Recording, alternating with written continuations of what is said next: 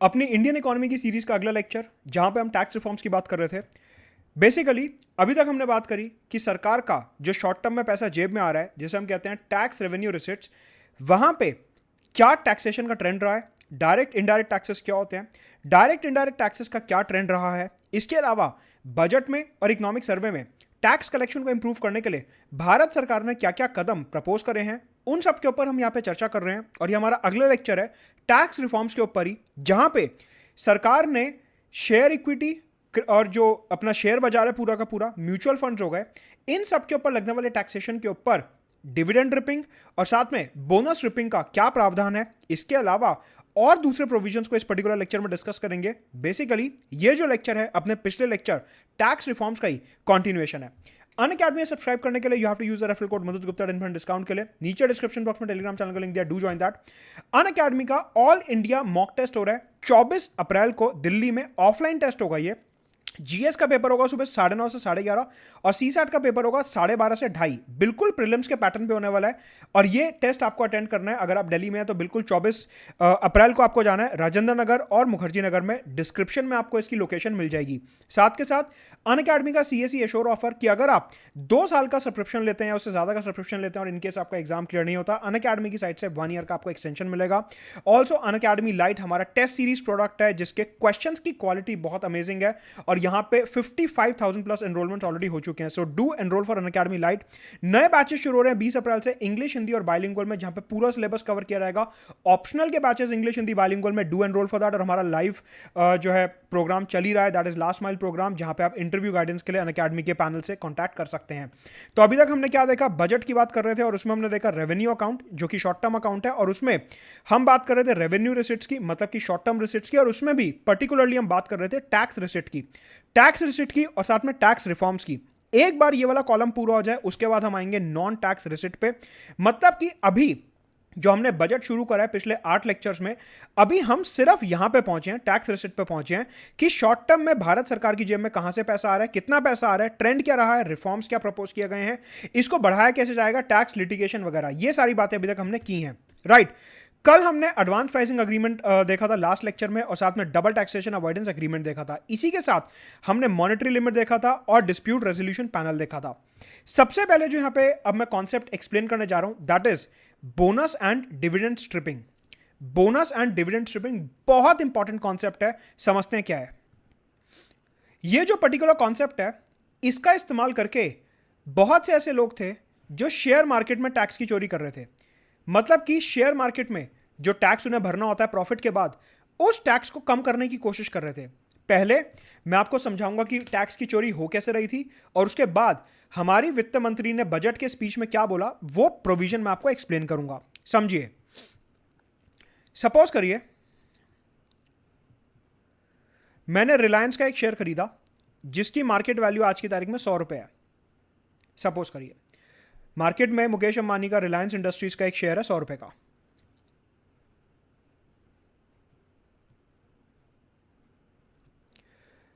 आपको पता है कि कंपनीज जो होती हैं वो time to time dividend announce करती हैं। क्या अनाउंस करती हैं टाइम टू टाइम? डिविडेंड। आप में से जिन लोगों को नहीं पता डिविडेंड क्या होता है, मैं बता देता हूं कि अगर मैं रिलायंस का शेयर होल्डर हूं, मेरे पास रिलायंस का शेयर है, तो मुकेश अंबानी क्या करेंगे, वो टाइम टू टाइम उनकी कंपनी को जितना भी मुनाफा हो रहा है, उनकी कंपनी को जितना भी प्रॉफिट हो रहा है, वो कहेंगे यार इसके पास ना मेरी कंपनी के शेयर्स हैं, तो एक काम करता हूं, जितना मेरे को मुनाफा हुआ है ना उसमें से थोड़ा सा पैसा मैं इसको ट्रांसफर कर देता हूं, क्योंकि इसने मेरी कंपनी में पैसा इन्वेस्ट कर रखा है। मतलब मैंने मुकेश अंबानी को पैसे दिए और उन्होंने पलटे में अपनी कंपनी के शेयर्स मुझे दे दिए। अब क्या हुआ कि मुकेश अंबानी की कंपनी को बहुत सारा प्रॉफिट हो गया। उन्होंने बोला क्योंकि ये हमारी कंपनी का शेयर होल्डर है, तो जितना प्रॉफिट हुआ है उसमें से थोड़ा सा प्रॉफिट इस शेयर होल्डर को हम ट्रांसफर कर देते हैं। ये जो पूरा का पूरा पैसा ट्रांसफर किया गया मेरे को प्रॉफिट में से, क्योंकि मैं कंपनी का शेयर होल्डर हूं, इसे बोले आता है डिविडेंड। डिविडेंड। तो अगली बार जब भी आप ये टर्म सुने डिविडेंड, डिविडेंड किसको मिलता है? एक कंपनी का जो शेयर होल्डर होता है, जब उस कंपनी को प्रॉफिट होता है तो वो कंपनी अपने शेयर होल्डर को उसमें से थोड़ा सा प्रॉफिट ट्रांसफर कर देती है, जिसको हम डिविडेंड बोलते हैं। तो ये ध्यान रखेंगे कि डिविडेंड एग्जैक्टली बोला किसे जाता है। ठीक है। सपोज करिए मुकेश अंबानी ने बोला कि मेरे को जो प्रॉफिट हुआ उसमें से मैं 5 रुपए डिविडेंड के फॉर्म में इस शेयर होल्डर को देना चाहता हूं। मैंने 100 रुपए का शेयर खरीदा, मुकेश अंबानी ने मेरे को 5 रुपए का डिविडेंड ट्रांसफर किया। ठीक है, शेयर बाजार किस तरीके से काम करता है कि जब मुकेश अंबानी, और ये जो 100 रुपए मैंने यहां पे लिखा हुआ है, ये लिखा हुआ है मार्केट प्राइस। आपने देखा होगा अगर आप शेयर मार्केट करते हैं या आपने कभी बिजनेस न्यूज़ चैनल खोला होगा तो उसमें ग्रीन कलर का ट्राइंगल, रेड कलर का ट्राइंगल बन के आता है कि ये वाला शेयर आज 1% ऊपर है, ये वाला शेयर आज 2% नीचे है। रेड ट्राइंगल बना हुआ है तो नीचे जा रहा है शेयर, ग्रीन कलर का फ्लैग बना हुआ है तो ऊपर जा रहा है। मतलब कि शेयर्स का जो मार्केट प्राइस होता है वो चेंज होता रहता है।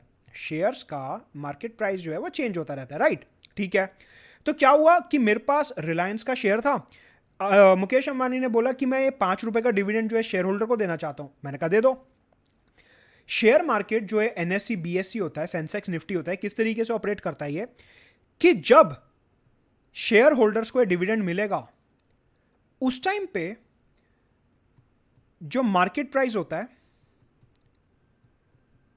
वो डिविडेंड वैल्यू से रिड्यूस हो जाता है। वो डिविडेंड वैल्यू से रिड्यूस हो जाता है। ये थंब रूल है शेयर मार्केट का। ये बहुत लोगों को नहीं पता होता, अखबार में भी ज्यादा इसकी रिपोर्टिंग नहीं होती, लेकिन शेयर बाजार ऐसे ही काम करता है। जो वित्त मंत्री ने बजट स्पीच में प्रॉब्लम पकड़ी, समझो प्रॉब्लम पहले, कि मार्केट प्राइस चल रहा है 100 रुपए का, मुकेश अंबानी ने बोला कि मैं 5 रुपए का डिविडेंड दूंगा, तो अब इस शेयर का मार्केट प्राइस 95 रुपीज हो जाएगा। हां, जब भी डिविडेंड अनाउंस होता है ना किसी कंपनी का, जब भी कोई कंपनी डिविडेंड देती है, ITC, Britannia, Tata motor type company जब भी डिविडेंड देती हैं, जितने रुपए का डिविडेंड अनाउंस किया जाता है, जितने रुपए का डिविडेंड अनाउंस किया जाता है, ये 5 रुपए का डिविडेंड अनाउंस किया गया, जितने रुपए का डिविडेंड अनाउंस किया जाता है उसको मार्केट प्राइस में से सब्ट्रैक्ट करके हम नया मार्केट प्राइस निकालते हैं। मतलब कि ये जो 100 रुपए था ये था पुराना मार्केट प्राइस, डिविडेंड आ गया, डिविडेंड को सब्ट्रैक्ट कर दो पुराने मार्केट प्राइस में से, उससे आपको नया मार्केट प्राइस मिल जाएगा। मतलब कि जो मैंने 100 रुपए का शेयर खरीदा था, डिविडेंड अनाउंस होने के बाद अब वो शेयर 95 रुपीज का हो गया।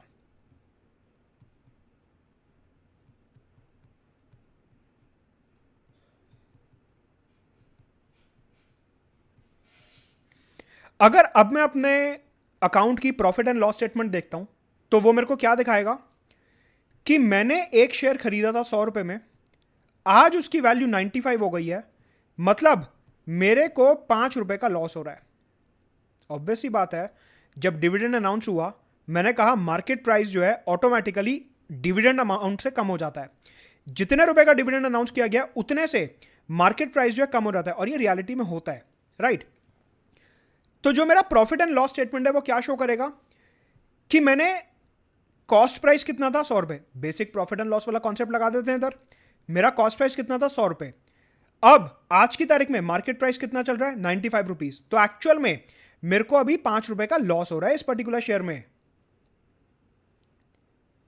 ठीक है, यहां तक हम समझ गए कि जब भी डिविडेंड अनाउंस होगा शेयर का प्राइस गिर जाएगा। कितनी वैल्यू से गिर जाएगा? जितने रुपए का डिविडेंड अनाउंस हुआ उतने से ही जो मार्केट प्राइस है वो गिर जाएगा। अब यहां पे बड़े इन्वेस्टर क्या करते हैं समझो।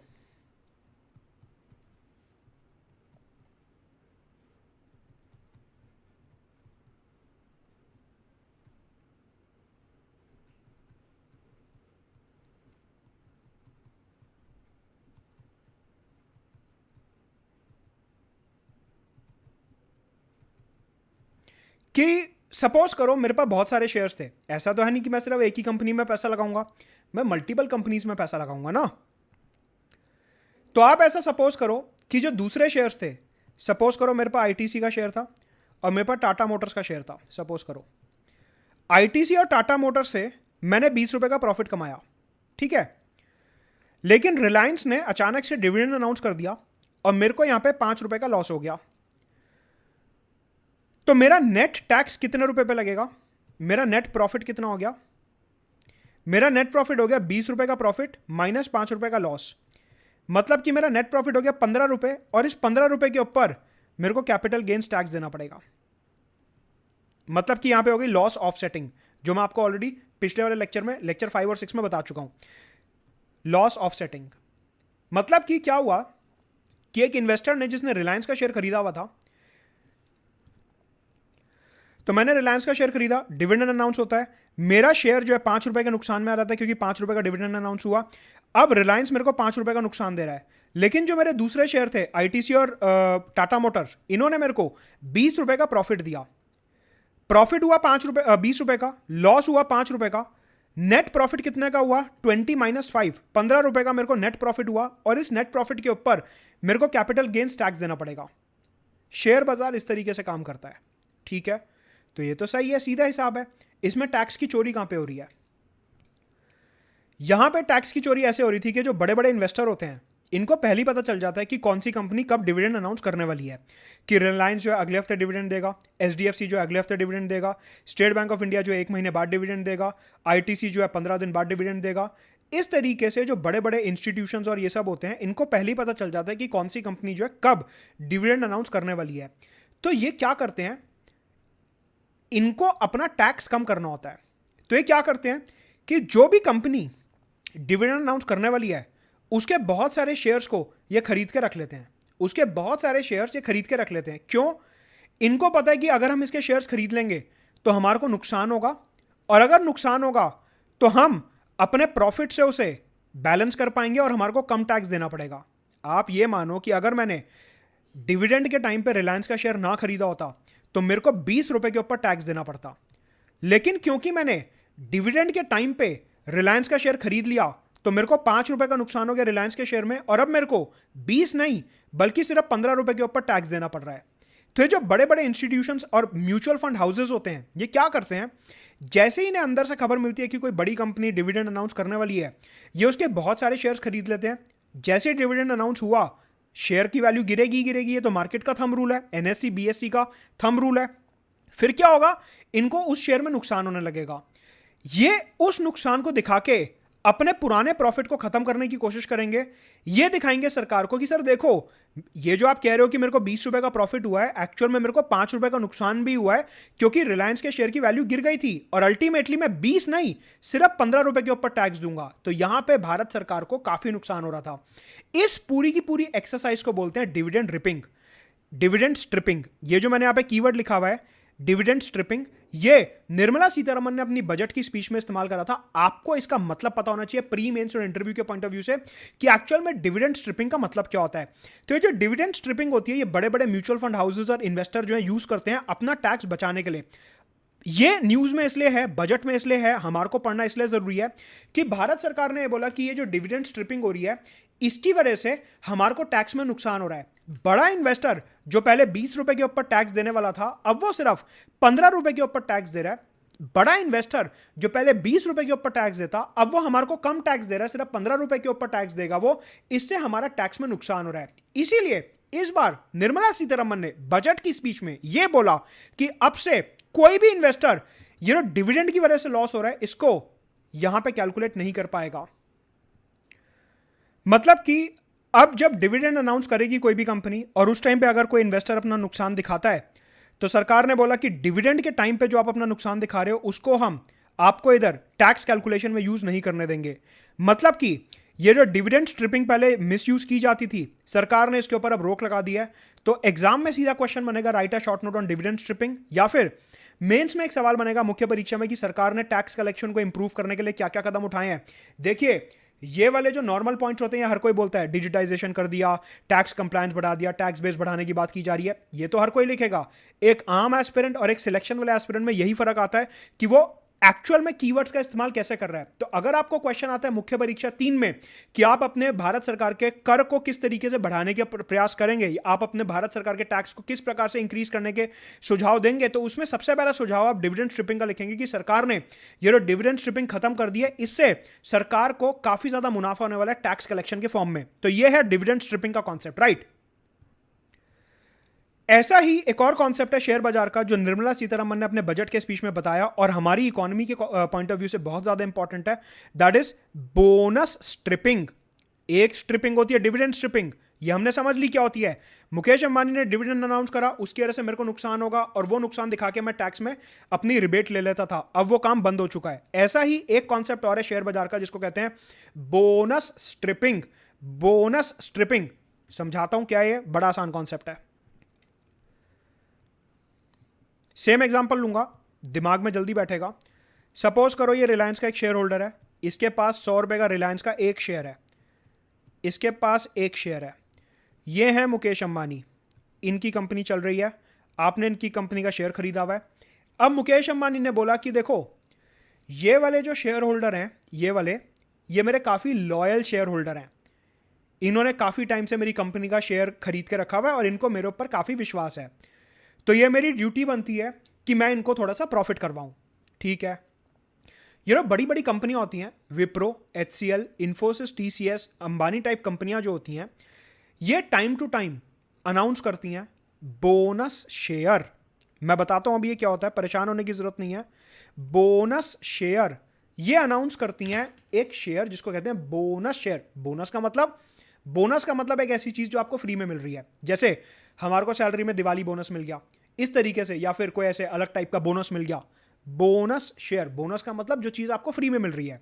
तो ये जो बड़ी बड़ी कंपनियां होती हैं, ये अपने लॉयल शेयर होल्डर्स को मुनाफा देने के लिए टाइम टू टाइम ये कहती हैं कि चलो आपके पास एक शेयर है ना, मैं आपको एक शेयर फ्री में दे रहा हूं, मैं आपको एक शेयर फ्री में दे रहा हूं, आपके पास एक शेयर है, मैं आपको एक शेयर फ्री में दे देता हूं, आप ऐसे रख लो, क्योंकि आप लॉयल हो कंपनी की तरफ, आपने हमारा बहुत साथ दिया, आपने हमारे को सही समय पे पैसा दिया इन्वेस्ट करने के लिए, इसलिए मेरा कर्तव्य बनता है कि मैं आपकी ग्रोथ के बारे में सोचूं, और इसलिए मैं आपको यह शेयर दे रहा हूं जिसका नाम है बोनस शेयर। तो यहां पे क्या हो रहा है, जैसे ही कोई कंपनी बोनस शेयर अनाउंस करती है, शेयर का जो प्राइस होता है वो गिर जाता है। जैसे मैंने आपको बताया था डिविडेंड अनाउंस करते ही शेयर का प्राइस मार्केट में गिर जाता है, वैसे ही अगर कोई कंपनी बोनस शेयर अनाउंस कर रही है कि हम अपने इन्वेस्टर को बोनस शेयर देंगे, तो भी शेयर का प्राइस जो गिर जाता है। सपोज करो ये 100 रुपीज की जगह हो गया 80 रुपीज, सपोज करो। मतलब कि मैंने जो शेयर 100 रुपए का खरीदा था, आज उसका मार्केट प्राइस 80 रुपए है, सपोज करो आज उसका मार्केट प्राइस 80 रुपए है, तो ये शेयर मेरे को दे रहा है 20 रुपए का लॉस। करेक्ट, ये शेयर मेरे को 20 रुपए का लॉस दे रहा है। 100 रुपए मैंने इन्वेस्ट करे, मुकेश अंबानी ने बोनस शेयर अनाउंस करा, मार्केट ने कहा इसका प्राइस गिरेगा। ये थंब रूल है, ये मैं स्पेकुलेशन की बात नहीं कर रहा, ऐसा होता है कि जब भी कोई कंपनी डिविडेंड या बोनस शेयर अनाउंस करती है, मार्केट में NSE और BSE पे, नेशनल स्टॉक एक्सचेंज और बॉम्बे स्टॉक एक्सचेंज पे, निफ्टी और सेंसेक्स वाले इंडेक्स में उसका रेट गिरता ही गिरता है। ये थंब रूल है मार्केट का, ये मैं स्पेकुलेशन वाली बात नहीं कर रहा हूं कोई।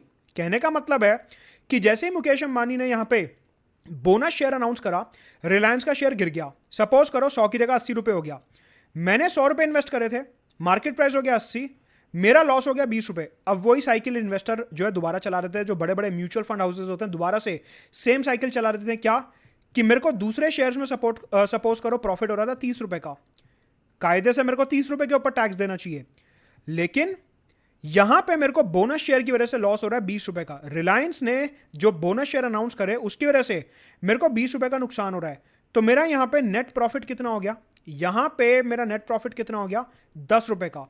तो अब मैं टैक्स एक्चुअल में सिर्फ 10 रुपए के ऊपर दूंगा, एक्चुअल में मेरे को टैक्स देना था 30 रुपए पे, लेकिन मैंने होशियारी यह दिखाई कि मेरे को पहले ही पता चल गया था कि मुकेश अंबानी जो है बोनस शेयर देने वाले हैं, तो मैंने बल्क में रिलायंस के शेयर खरीद के रख लिए। जैसे ही बोनस शेयर अनाउंस हुआ, उसका रेट गिर गया, मेरे को नुकसान होने लगा। भारत सरकार को मैंने ये दिखाया कि सर देखो मेरे को तो यहाँ पे बहुत सारा नुकसान हो रहा है, तो ये जो 30 रुपए का प्रॉफिट है मैं इस पर टैक्स नहीं दूंगा, बल्कि ये जो मेरे को नुकसान हो रहा है इसको कम करने के बाद 10 रुपए के ऊपर मैं आपको टैक्स दूंगा। तो बोनस शेयर की वजह से भी भारत सरकार को काफी नुकसान हो रहा था, और सरकार ने बोला कि डिविडेंड स्ट्रिपिंग के साथ साथ ये जो बोनस स्ट्रिपिंग है हम इसको खत्म करते हैं। अब से ये जो बड़े बड़े इन्वेस्टर हैं जो बोनस स्ट्रिपिंग और डिविडेंड स्ट्रिपिंग के चलते टैक्स में अपनी बचत कर रहे थे, टैक्स की चोरी कर रहे थे, हमारे टैक्स कलेक्शन में नुकसान पहुंचा रहे थे, अब से इन चीजों को हम पूरे तरीके से बंद करते हैं। ये काम अब से नहीं होगा। तो ये जो बोनस और डिविडेंड स्ट्रिपिंग है इसके ऊपर सरकार ने बजट के अंदर रोक लगा दी है, और अब से ये जो जितने भी इन्वेस्टर हैं शेयर मार्केट के, ये बोनस स्ट्रिपिंग और डिविडेंड स्ट्रिपिंग नहीं कर पाएंगे। मतलब कि बोनस अनाउंस होने की वजह से और डिविडेंड अनाउंस होने की वजह से जो उनको नुकसान हो रहा है उसको आप ऑफसेट नहीं कर पाओगे प्रॉफिट के साथ। मतलब कि ये जो आप अभी तक लॉस ऑफसेट कर रहे थे अपना प्रॉफिट के साथ, बोनस और डिविडेंड की वजह से वो आप नहीं कर पाओगे। देखिए शेयर मार्केट में लॉस ऑफसेटिंग अभी भी अलाउड है। लॉस ऑफसेटिंग क्या होता है मैं ऑलरेडी लेक्चर 5 और 6 में बता चुका हूं, अगर आपने नहीं देखा तो प्लीज वो देखिए एक बारी। शेयर मार्केट में लॉस ऑफसेटिंग अलाउड है। किसी कंपनी का शेयर प्राइस गिर गया, आप वो लॉस ऑफसेट करना चाहते हो, वो अलाउड है। लेकिन अगर वो प्राइस डिविडेंड या बोनस की वजह से गिर रहा है, सिर्फ और सिर्फ उस लॉस को आप ऑफसेट नहीं कर सकते। किसी और कारण से अगर आपको शेयर मार्केट में लॉस हो रहा है तो आप उसको अभी भी ऑफसेट कर सकते हो। ये दो अलग अलग बातें, इनको प्लीज ध्यान से सुनिए, मैं रिपीट कर रहा हूं। अगर आप सपोज करिए आपने अंबानी ग्रुप का, ये रिलायंस का आपने शेयर खरीद रखा है, कोविड आ गया, लॉकडाउन लग गया, इंडिया चाइना कंफ्लिक्ट हो गया, इस वजह से अगर रिलायंस का प्राइस गिर रहा है और आपको नुकसान हो रहा है, तो आप उस लॉस को ऑफसेट कर सकते हो, अपना टैक्स कम कर सकते हो, दैट इज अलाउड। अगर रिलायंस ने डिविडेंड या बोनस अनाउंस करा और उस वजह से आपको लॉस हो रहा है, वो वाला लॉस जो है आप ऑफसेट नहीं कर सकते। कहने का मतलब है शेयर मार्केट में लॉस ऑफसेटिंग अभी भी अलाउड है, लेकिन वो लॉस क्यों हो रहा है वो बताना जरूरी है आपसे सरकार को। अगर वो लॉस डिविडेंड या बोनस शेयर की वजह से हो रहा है तो आप लॉस ऑफसेट नहीं कर सकते, लेकिन अगर किसी और कारण से आपको नुकसान हो रहा है तो आप वो लॉस ऑफसेट कर सकते हो। और यहां पे एक चीज जानना और जरूरी है कि virtual digital asset, crypto currency की जब मैं बात कर रहा था, वहां पे मैंने आपको बताया था कि क्रिप्टो करेंसी में, वर्चुअल डिजिटल एसेट में किसी भी प्रकार का लॉस ऑफसेट नहीं हो सकता। तो ये तीन चार चीजें आपको दिमाग में क्लियर होनी चाहिए। रिपीट कर रहा हूं एक बार डॉट्स कनेक्ट करने के लिए, कि अगर आप एक इन्वेस्टर हैं, आप अगर क्रिप्टो बाजार में पैसा लगा रहे हो, वर्चुअल डिजिटल एसेट में पैसा लगा रहे हो, तो उसका किसी भी प्रकार का लॉस आप ऑफसेट नहीं कर सकते। अगर आप शेयर मार्केट में पैसा लगा रहे हो तो लॉस ऑफसेट हो सकता है, लेकिन बोनस और डिविडेंड अनाउंसमेंट की वजह से जो लॉस हो रहा है उसको आप ऑफसेट नहीं कर सकते। तो यह है कंप्लीट सिनारियो हमारे इन्वेस्टमेंट बाजार का।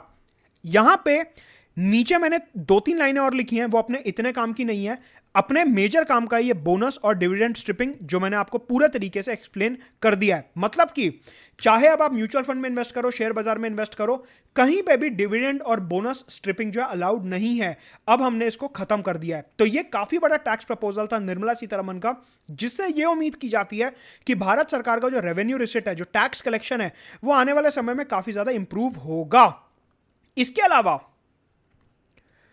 ये जो चैरिटेबल संस्थाएं होती हैं अलग अलग, यहां पे काफी सारा पैसा जो है डोनेशन में आता है, और इनके पास जितना भी पैसा डोनेशन में आता है उस पैसे के ऊपर यूजुअली कोई इनकम टैक्स वगैरह नहीं लगाया जाता, क्योंकि सरकार का मानना है कि हम एक सोशलिस्ट स्टेट हैं। हमारे प्रियम्बल के हिसाब से, हमारे directive principles of the state policy के हिसाब से, हमारे जो नीति निर्देश हैं उनके हिसाब से हम एक सोशलिस्ट स्टेट हैं। तो हमारे को welfare of the people promote करना, लोगों का भला करना, लोगों का विकास करना हमारी जिम्मेदारी है।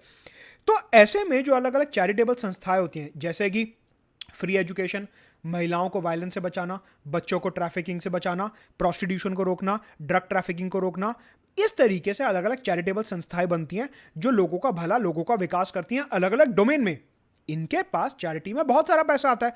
सपोज करिए रतन टाटा ने 5 करोड़ रुपए दे दिए कि जो भी व्यक्ति जो है कैंसर से जूझ रहे हैं उनको टाटा ट्रस्ट जो है वो फ्री में इलाज करवाएगा। रतन टाटा ने 5 करोड़ रुपए इसके लिए दे दिए। कहने का मतलब है जो 5 करोड़ रुपए दिए गए चैरिटी के लिए दिए गए, चैरिटेबल ट्रस्ट को दिए गए। तो यूजुअली सरकार जो है उस पैसे के ऊपर कोई भी ऐसे टैक्स वगैरह नहीं लगाती। सरकार कहती है इससे लोगों का भला हो रहा है तो हम इसके ऊपर टैक्स नहीं लगाएंगे। चैरिटेबल ट्रस्ट के जो टैक्सेशन रूल्स हैं उनमें थोड़ी सी प्रॉब्लम थी। क्या प्रॉब्लम थी वो चार्टर्ड अकाउंटेंट्स के लिए इंपॉर्टेंट है, यूपीएससी पॉइंट ऑफ व्यू से इंपॉर्टेंट नहीं है, तो उसकी डिटेल्स में हम नहीं जाएंगे। आपको सिर्फ इतना समझना है कि जब मुख्य परीक्षा या इंटरव्यू में आप बोलेंगे तो आप क्या बोलेंगे कि जो चैरिटेबल संस्थाएं होती हैं उनके टैक्सेशन रूल्स में थोड़ी सी प्रॉब्लम थी। सरकार ने वहां पे टैक्सेशन को यूनिफॉर्म करने के लिए, वहां पे टैक्सेशन रूल्स को सुधारने के लिए थोड़े से बजट में कदम उठाए हैं। तो ये एक फॉर्डर पॉइंट आपका मुख्य परीक्षा के लिए यहां से निकलता है। इसके अलावा कौन से सेक्शन में क्या वर्ड चेंज किया गया आपको उसमें जाने की जरूरत नहीं है। वैसे तो मैं वो बता सकता हूं बट अपने काम का नहीं है। आपको सिर्फ इतना ध्यान रखना है कि बजट के अंदर हमारी वित्त मंत्री ने इनकम टैक्स एक्ट 1961, ये कानून है जो इनकम टैक्स हैंडल करता है हमारे देश में, इस कानून को अमेंड करने की बात बोली। और उन्होंने बोला कि ये जो चैरिटेबल संस्थाएं हैं, ये जो चैरिटेबल ट्रस्ट हैं, इनके टैक्सेशन रूल्स में थोड़ा सा मॉडिफिकेशन, थोड़ा सा संशोधन किया जाएगा, जिससे कि यहां पे टैक्स कलेक्शन को और ज्यादा इंप्रूव किया जा सके। राइट। इसके अलावा टीडीएस ऑन बेनिफिट्स, ये काफी इंपॉर्टेंट फैक्टर है जो हमारे को समझना है।